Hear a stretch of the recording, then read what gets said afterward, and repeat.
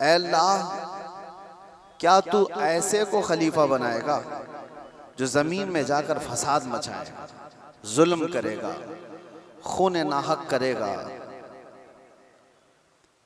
अल्लाह तबारक व तआला ने इरशाद फरमाया, इन्नी अअलमु मा ला तअलमून, मैं जो जानता हूँ वो तुम नहीं जानते। तो फरिश्तों का ये पूछना अल्लाह की बारगाह में कि ज़मीन में आने के बाद इंसान फसाद मचाएगा, बिल्कुल वो रियल बात थी और आज है। देखा जा रहा है कि ज़मीन में फसाद मचाने वालों की तादाद बढ़ती चली गई। लेकिन अल्लाह का निज़ाम है, ये दारुल अमल है, दारुल इम्तिहान है कि यहाँ भेजा गया है इंसानों को पावर देकर, ताकत देकर, इख्तियार देकर। पाबंदी ऐसे नहीं कि तुम कुछ नहीं कर सकते, आज़ाद अल्लाह तबारक व तआला ने इंसान को पैदा करके इम्तिहान के लिए इस ज़मीन पर भेजा है। लेकिन साथ में रब तबारक व तआला ने इंसानों को हिदायत देने के लिए और बुराइयों से बचाने के लिए अंबिया इकराम भी भेजता रहा कि तुम्हें सीधा रास्ता बताएंगे, फसाद मत करना। पहले दिन से इस रुए ज़मीन पर इंसानों के आने के बाद जो फसाद शुरू हुआ वो कत्ल से शुरू हुआ। आदम अलैहिस्सलाम के बड़े बेटे का कत्ल हो गया। दो चीजें आप जहन में रखें, इस रुए ज़मीन पर पहला फसाद है कत्ल, और वजह क्या बनी कत्ल की? औरत। औरत की वजह से, जो तारीखों में ये मिलता है, दो भाई एक ही औरत से शादी करना चाहते थे और एक के हक में वो जायज था जो शरीयत आदम में था, लेकिन दूसरा नाहक उस औरत को हासिल करना चाह रहा था। तो उसने अपनी औरत को हासिल करने के लिए रास्ते से उसके जायज शोहर को हटाने के लिए कत्ल कर दिया। ये दुनिया का पहला कत्ल था।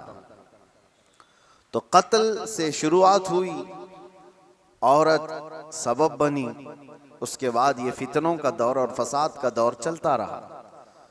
रुए ज़मीन पर फसाद होता रहा और अंबिया इकराम अलैहिस्सलाम आते रहे और वो हिदायत दो तरीके से देते। ज़ुबानी तौर पर, अखलाकी तौर पर जो दावत है उनकी सीधे रास्ते की वो देती, लेकिन कुछ ढीठ तबीयत के लोग होते हैं तो उनको अपने मौजिज़े दिखा करके दावत देते हैं। कुछ लोग हैं जब तक उनको अचंभे वाली चीज़ नज़र ना आए तो उनकी तबीयत एक्सेप्ट नहीं करती। तो अल्लाह के नबियों ने मौजिज़े भी दिखाए।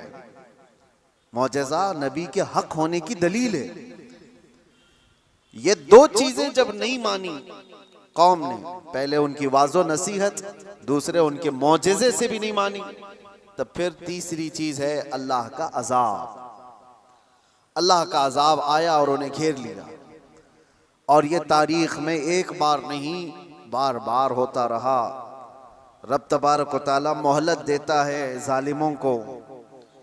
और कुरान पाक की वही आयत मैंने आज आपके सामने तिलावत की। अल्लाह फरमाता है, वला तहसबन्नल्लाह गाफिलन अम्मा यअमलु ज़ालिमून।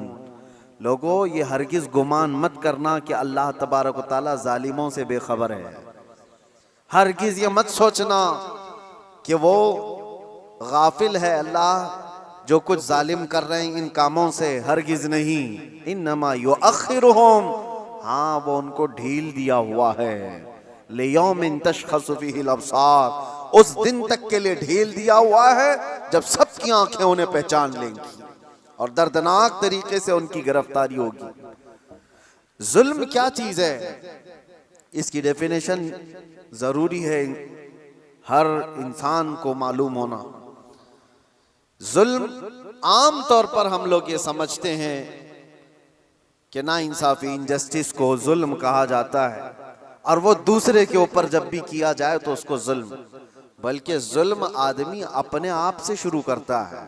कुरान पाक में कई जगहों पर अल्लाह ने ये बयान फरमाया कि वो बड़ा जालिम है जिसने अपनी जान पर जुल्म किया। दूसरों पर जुल्म बाद में होगा। तकरीबन इंसान अपने आप पर भी तो जुल्म कर रहा है। अपने आप पर जुल्म कैसा होगा? अपने आप पर जुल्म कैसे? अपने आप पर जुल्म ये है, जुल्म की तारीफ जो डेफिनेशन है वो ये है, वदअ शै अला गैरि महल्लिही, किसी भी चीज को उसकी असली जगह से हटाकर रख देना। टोपी को अगर कोई पाँव में पहने तो उसकी जगह तो नहीं है, चप्पल को कोई सरों पर रख रहा है तो उसकी जगह तो नहीं है, ये जुल्म है। जिस चीज का जो मकाम है उसको वहां पर रखना ये इंसाफ, और उस चीज से उसे हटा देना ये जुल्म। इसको क्या कहते हैं? जुल्म। किसी भी चीज की असली हैसियत से उसको हटा देना। अब इंसान अपने आप पर जुल्म कैसे कर रहा है? अल्लाह ने तुम्हें अशरफुल मखलूकात बनाया, और अगर तुम अपने आप को जानवर की जगह रख रहे हो तो जुल्म अपने आप पे कर रहे हो। सबसे पहले तुम अपने आप पर जुल्म कर रहे हो। तुम जानवर नहीं, तुम गलाजत नहीं खाते, तुम माँ बहनों के साथ ज़िना नहीं करते, अशरफुल मखलूकात बनाए गए हो। अल्लाह ने तुम्हें अक्ल सलीम अता किया, सूझबूझ की ताकत अता किया, अच्छे बुरे में तमीज़ करने का सलीका दिया। ये सारी चीज़ें अल्लाह ने तुम्हें अता की हैं। अगर इनका इस्तेमाल ना करते हुए इंसान अपने आप को गलाजत में डालता है तो गोया कि वो जुल्म अपने आप पर कर रहा है। सबसे पहले उसने अपने आप पर जुल्म किया। जब कभी कोई गुनाहों में मुलव्विस होता है तो कुरान कहता है उसने अपने आप पर जुल्म किया है। इसीलिए तौबा के मुतालिक जब भी फरमाया गया तो यही कहा गया, जिन लोगों ने अपनी जानों पर जुल्म किया है। अपनी जानों पर जुल्म करना आपको लगता होगा हैरत की बात है, कोई आदमी अपने आप पर कैसे जुल्म करेगा? जुल्म का मतलब सिर्फ वही नहीं चाकू छुरी तलवार से मार देना। जुल्म ये है अपनी हैसियत को गिरा देना। जो मकाम अल्लाह ने तुझे दिया था वो छोड़कर तुम किसी और गलाजत में पड़ गए, ये सबसे पहला जुल्म है जो हमने अपने आप के साथ किया इंसान होने के नाते। दूसरी और एक खास सिफत अल्लाह ताला ने आपको अता किया, आप इंसान होने के साथ साथ उम्मत मोहम्मदिया है। अब स्टेटस बढ़ गया है तुम्हारा, तुम्हारी जगह बढ़ गई है जिस जगह पर अल्लाह ने तुम्हें बयान किया है। कुरान में अल्लाह फरमाता है, इंसान तो दुनिया में बहुत बनाए गए, करोड़ों की तादाद, लेकिन कुंतुम खैर उम्मतिन उखरिजत लिन्नास, सारे इंसानों में अल्लाह ने तुमको खैर उम्मत बनाया, सबसे बेहतरीन उम्मत बनाया। तो जो टाइटल अल्लाह ताला ने हमें दिया खैर उम्मत का, उस पर अगर तुम कायम हो तो इंसाफ कर रहे हो अपने आप के साथ, और उस टाइटल से हट करके काम कर रहे हो तो जुल्म किया अपने आप के साथ। हमने अपने आप के साथ जुल्म किया। जुल्म की शुरुआत यहाँ से होती है, फिर उसके घर में होती है। घर से जुल्म होता है, बीवी पर, बच्चों पर, उनके हुकूक को मार देना ये जुल्म है। उनके हुकूक की तलफी बहनों, भाइयों, माँ बाप, औलाद, और उसके बाद फिर ये जुल्म बढ़ता हुआ पड़ोसियों तक जाता है, पड़ोसियों के साथ जुल्म, फिर उसके बाद मुआशरे में आता है जिसमें वो जी रहा है, मोहल्ले में, और फिर जैसे जैसे उसके मकामात बढ़ते चले गए उसके साथ साथ जुल्म की शाखें भी बढ़ती चली जाती हैं। जुल्म की हजार किस्में हैं, हजार किस्में हैं। मेरे अजीजों, एक बात याद रखो, कुरान में अल्लाह ताला ने फरमाया इन्नहु ला युहिब्बुज़ ज़ालिमीन, अल्लाह ताला जालिमों को हरगिज पसंद नहीं करता। जो हद से ज्यादा बढ़ने वाले हैं वो अल्लाह को पसंद नहीं है। लेकिन लोगों ने जुल्म का कॉन्सेप्ट ये बना करके रखा है, सिर्फ मार धाड़ कत्ल करने वाला ही जालिम है। जालिम तो घर से भी शुरू हुआ है। घरों में हुकूक तलफी जिसने किया वो जालिम है। जिसने बीवी का हक मार लिया वो जालिम, जिसने माँ बाप का हक अदा नहीं किया वो जालिम, जिसने औलाद का हक अदा नहीं किया वो जालिम, जो अपने भाई बहनों का हक मार कर बैठा वो भी जालिम। ये जुल्म की कई शाखें हैं। और उसके बाद मेरे अजीजों, लोग जब अमली जिंदगी में आगे बढ़ते हैं तो जुल्म कहाँ कहाँ है मैं आपको बताऊं। जुल्म इंसान करता कब है? कमजोर आदमी जालिम तो नहीं होता, ये तो सबको पता है, सारे लोग देखते हैं। अगर मिसाल के तौर पर मैं आपको बताऊं, किसी जुर्म में अंधा, लूला, लंगड़ा, ऐसा आदमी, लूला भी है, लंगड़ा भी है, कुछ नहीं, पैर भी नहीं, हाथ भी नहीं, आंख भी नहीं, ऐसे शख्स को कोई पकड़ करके लाए और कहे कि इसने फलां के साथ बहुत जुल्म किया है, मार धाड़ किया है, तो दुनिया हंसेगी। कि वो माजूर है, वो क्या कर सकता है। ये तो बात सही है, कमजोर आदमी जुल्म नहीं कर पाता क्योंकि उसके पास वो नहीं है। इसका अपोजिट ये निकलता है कि ताकत जैसी ही आती है इंसान वैसी जुल्म शुरू करता है।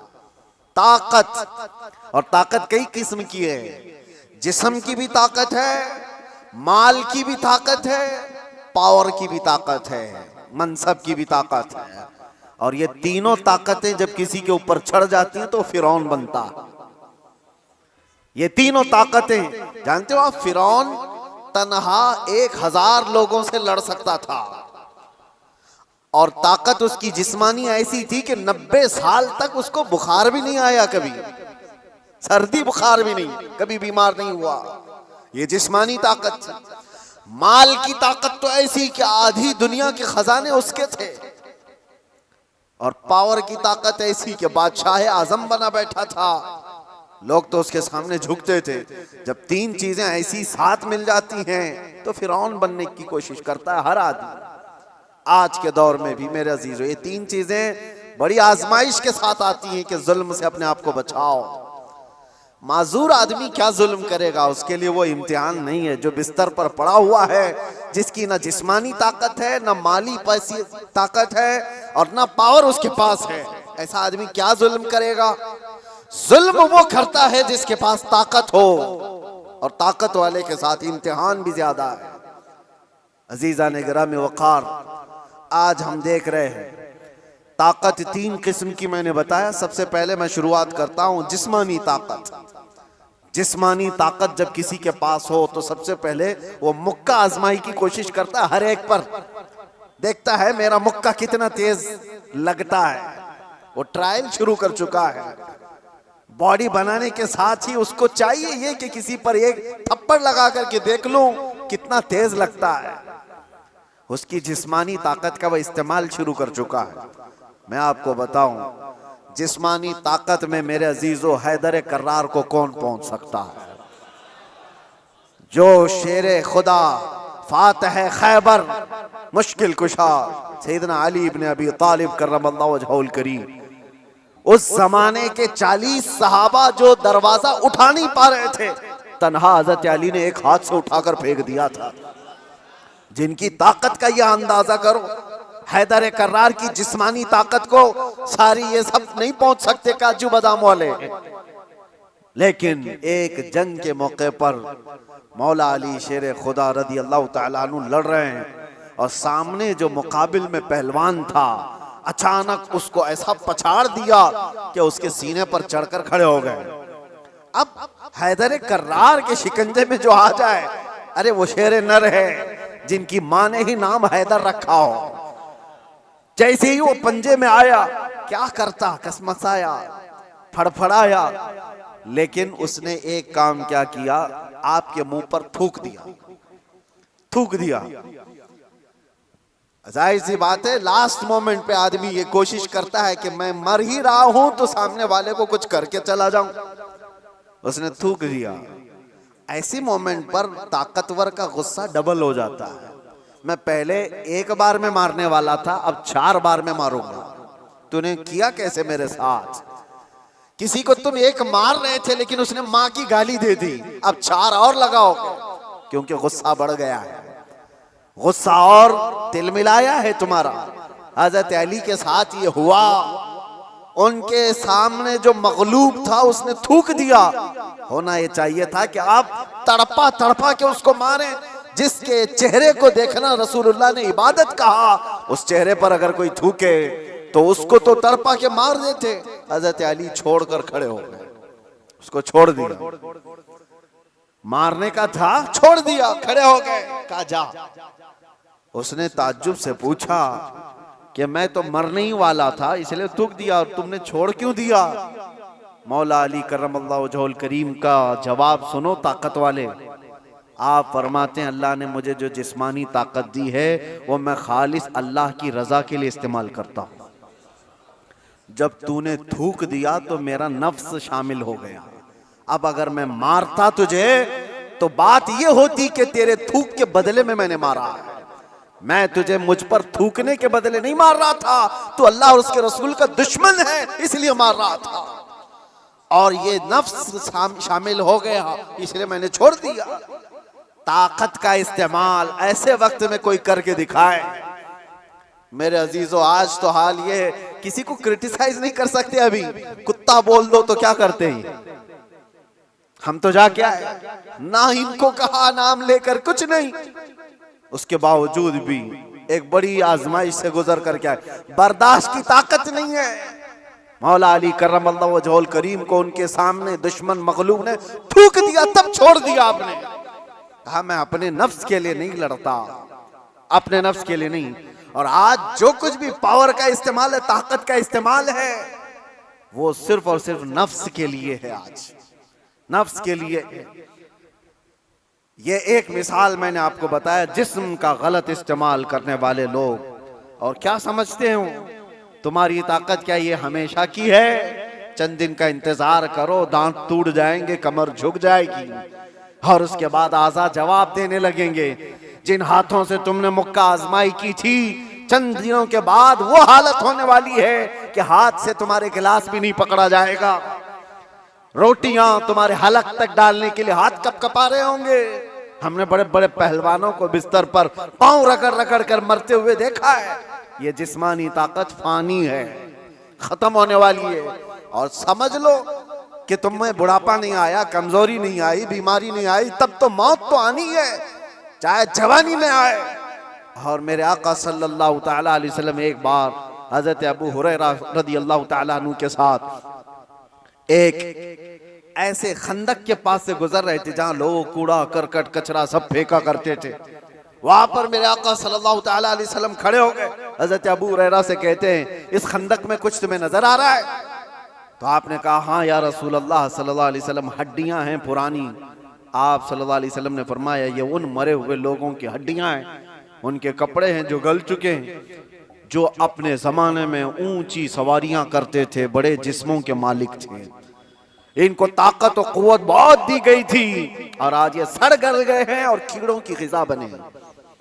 ये हश्र तो उन ताकतवरों का भी होगा जो आज अपनी ताकत का गलत इस्तेमाल कर रहे हैं। थोड़े दिनों की बात है, आप ये ताकत को फानी होते हुए देखेंगे। इसलिए मेरे अजीजों, जब अल्लाह ताला ने जिस्मानी ताकत दिया है तो संभाल करके रखना कि हाथ उठे तो कहीं जुल्म के लिए ना उठे, जुल्म के लिए ना उठे। जिस्म का इस्तेमाल कभी अपने नफ्स के लिए ना हो। इमाम अहले सुन्नत इमाम अहमद रजा खान फाजिल बरेलवी रदी अल्लाह ताला, कौन नहीं जानता आज, आशिकों के इमाम, बरेली के ताजदार, जिन्होंने हजारों मसाइल का हल लिख दिया अपनी जिंदगी में, 1000 से ज्यादा किताबें लिख दी। और वो शहंशाह वक्त, अपने जमाने के कुतुब, मस्जिद में एतिकाफ में बैठते थे रमजान में, लेकिन एतिकाफ की हालत में भी मुसलसल इल्मी काम किया करते थे। एक बात थी, आला हजरत जैसे फकीह, उनके जैसा बड़ा आलिम, जिसके सामने दूसरे कई उलमा अपने घुटने टेक देते हो, एतिकाफ की हालत में तवज्जो, जैसी ही इफ्तारी हो जाती तो आपके खादिमों में से, घर से जो खाना लाया जाया करता था, एक बच्चा था 12 साल का, वो तो शदान लेकर के आता था, इफ्तारी और सहरी पहुंचाता था मस्जिद में।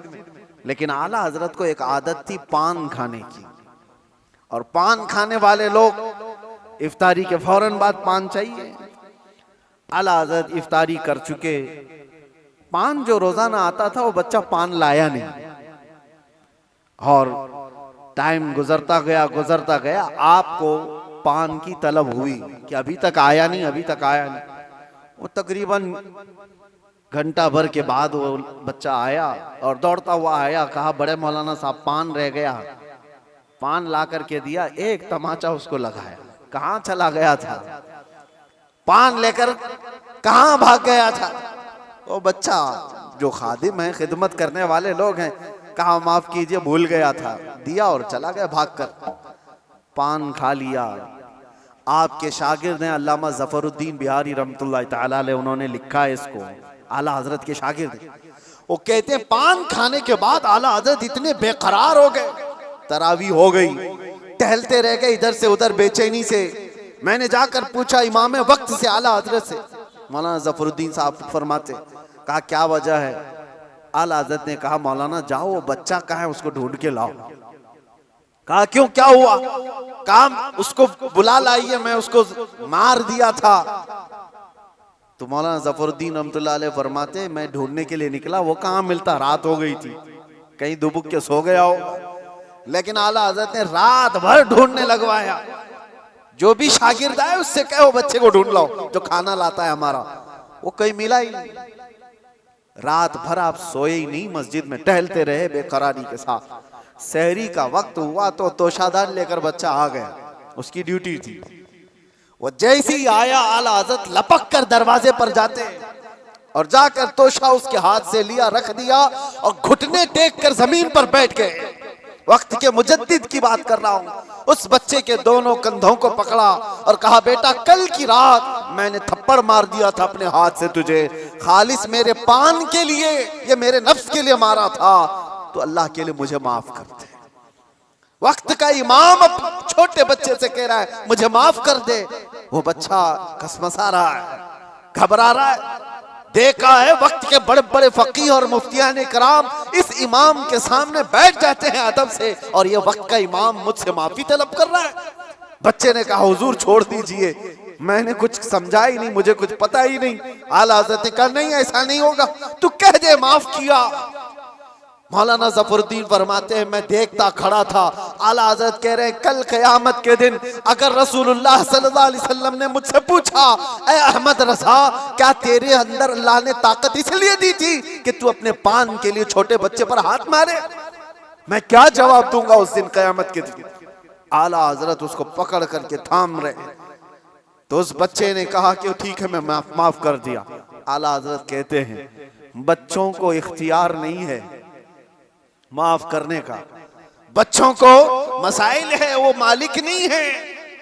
हाँ आपने कहा अपने सर से टोपी उतारी और कहा जैसे कल मैंने तुझे मारा था वैसे तू भी मुझे मार, बराबर हो जाए मामला।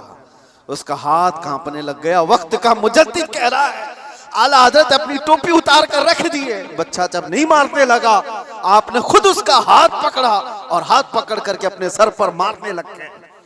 3-4 बार उसकी जब थप्पड़ पड़ी तो आला हज़रत मुस्कुराते हुए खड़े हुए कहा बात बराबर की हो गई, तूने मुझे माफ भी किया और बदला भी ले लिया।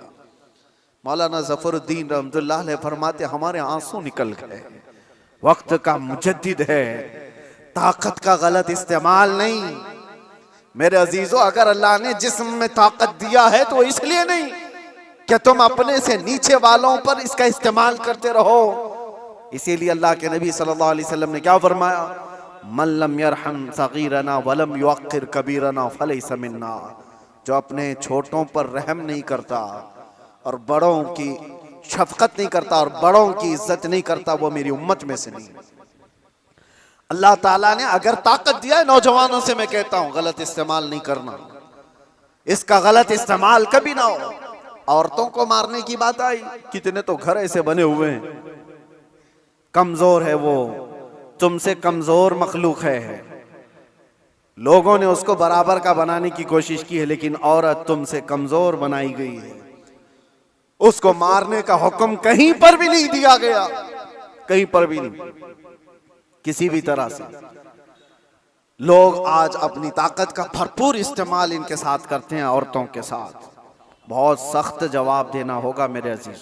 औरत तो औरत है, मखलूक भी है अल्लाह ताला की, लेकिन साथ में उम्मत मोहम्मदिया है, इसका जवाब तो बहुत है।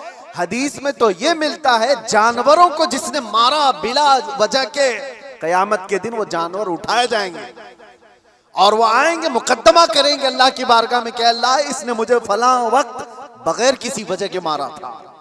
रब ताला उस जानवर को सींग अता करेगा और कहेगा कि तू उतना मार ले इसको यहाँ, और वहां सख्ती के साथ वो जानवर इस जालिम को मार रहे होंगे। अहले महशर उसको देख रहे हैं। जानवरों के साथ जुल्म को इस्लाम ने जायज नहीं किया। घरों में अपनी औरतों के साथ कौन जुल्म की इजाजत देगा? ये हुई डोमेस्टिक वायलेंस जिसको कहा गया है। मैंने अंदर कैद में देखा कितने ऐसे कैदी औरतों को जला करके अंदर आए हुए हैं, छोटी छोटी बातों पर, जहेज के नाम पर, दो खानदानों के झगड़ों पर औरतों को जला दिया, मार दिया, खत्म कर दिया। ऐसे कितने वाक़यात। इंसान को जब ताकत ज्यादा आ जाए तो वो जुल्म के रास्ते पर आ जाता है। यहां अपने आप को कंट्रोल करना मेरे अजीजों, ये वक्त का बहुत बड़ा चैलेंज है तुम्हारे साथ। ये हुई जिस्मानी ताकत, और जब माल आ जाए, अल्लाह अकबर, ये बड़ी आजमाइश है, ये बड़ी आजमाइश है। चर्बी ज्यादा उस वक्त आती है जब माल ज्यादा आता है। जिस्मानी ताकत तो चले, आदमी अपने आप को कंट्रोल कर लेगा, रोक लेगा, लेकिन माल की चर्बी ये बड़ी खतरनाक है। ये तो गरीबों का मजाक उड़ाती है सबसे पहले, दीन को हल्का समझती है सबसे पहले।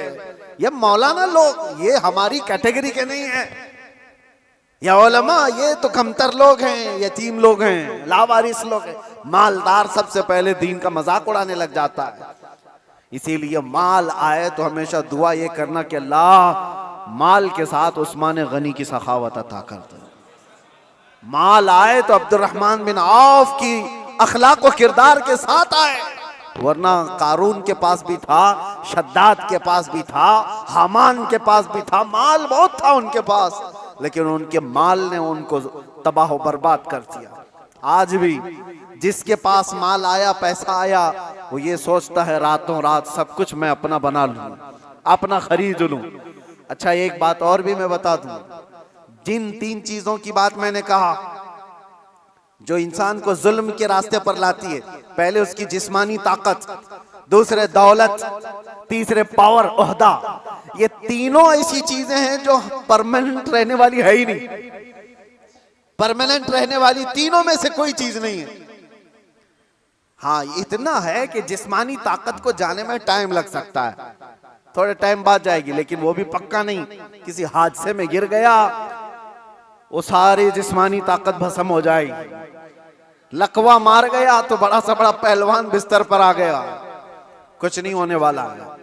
मैंने सऊदी में देखा एक बहुत हट्टे खट्टे आदमी को, कोमा में है बेचारा, अब तो गल गया, लेकिन जिस वक्त कोमा में आ गया तो सिर्फ एक अटैक कुछ हुआ, कोमा में चला गया, जिस्म पूरा गल गया, खत्म हो गया।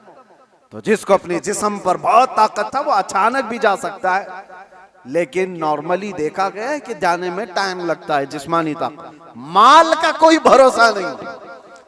लोग ये कहते इतना हमारे पास है कि 7 पुश्तें खाएंगी। हमने उस घर को भी देखा, उसका खुद बेटा आज 10-10 रुपए की भीख मांगता है। जिसने ये कहा था कि इतना मेरे पास है कि 7 पुश्तें खा सकती हैं, उसका सगा बेटा आज 10 रुपए मांगता है। ये माल को जाने में ज्यादा वक्त नहीं। तीसरा पावर और मनसब। जो लोग आज बैठे हुए हैं उनको लगता है कि सब कुछ हम अपनी कुर्सी से कर लेंगे। तुम्हारी कुर्सी को हिलने में देर नहीं लगता। तुम्हारा जुल्म जो है ये दीमक है जो इस कुर्सी को खाकर खत्म कर देगा। जुल्म कुर्सी पर बैठा हुआ आदमी जब करता है, माल वाला और कुर्सी वाला दोनों, ये वक्त के साथ ऐसे तेज बहते हैं कि उनको अंदाजा नहीं होता। उन्हें पता नहीं उनके जुल्म के शिकार मजलूमीन की आहें अल्लाह तक जा रही हैं। रब तबारक व तआला कुरान में फरमाता है कि अल्लाह तबारक व तआला इनके कामों से बेखबर नहीं। जो लोग पीड़ित हैं, जुल्म के निशाना बने हुए हैं, तो क्या इनको इंसाफ नहीं मिलेगा? दुनिया की अदालत इंसाफ ना दे, अल्लाह की अदालत तो है जो इंसाफ अता करे। जालिम दुनिया में भी भुगतेगा और आखिरत में उसका दर्दनाक अंजाम है, दर्दनाक अंजाम है। फिरौन के साथ क्या हुआ, नमरूद के साथ क्या हुआ? अरे एक मच्छर से हिलाक हो गए। फिरौन पानी में गर्क कर तबाह हो गया, गर्क होकर तबाह हो गया। अबू जहल को 2 छोटे बच्चों ने मार के गिरा दिया। जो ताकत और माल का नशा था जिसको, आज हालात ऐसे मेरे अजीजों, ये 2 तरह का जुल्म बहुत बढ़ गया है, माल का और पावर। रब तबारक व तआला जुल्म की हर शाख से हमारी हिफाजत फरमाए। व आखिर दावाना अनिल हम्दुलिल्लाहि रब्बिल आलमीन। अस्सलामु अलैकुम।